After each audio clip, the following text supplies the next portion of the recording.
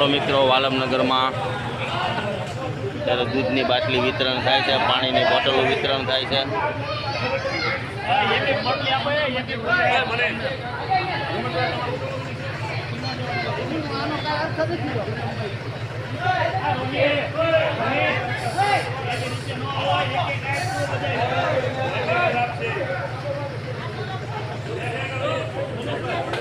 આ છે વાલમનગર.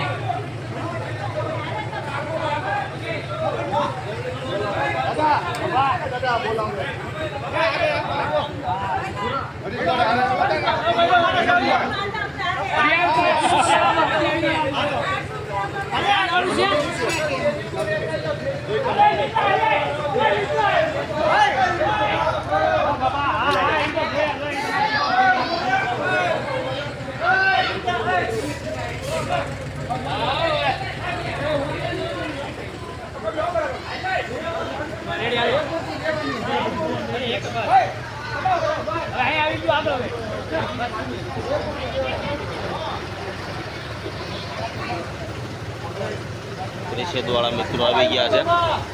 દૂધની બાટલી વિતરણ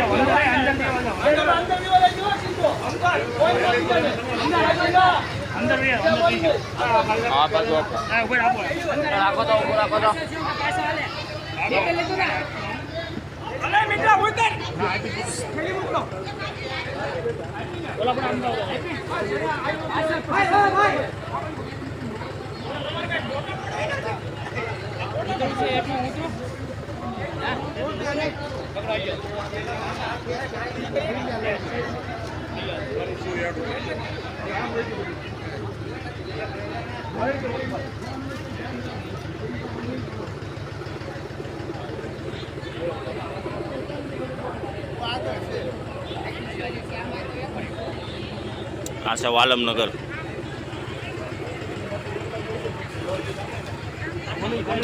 દૂધની બાટલી, પાણીના બોટલ અત્યારે વિતરણ કરવા આવી ગયા છે. અમારે દેસાઈભાઈ બેઠા છે અહીંયા.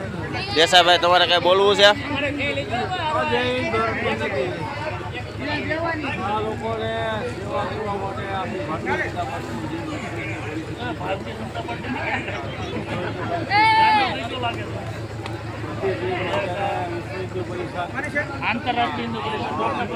બોલો, આમાં બોલો કઈક.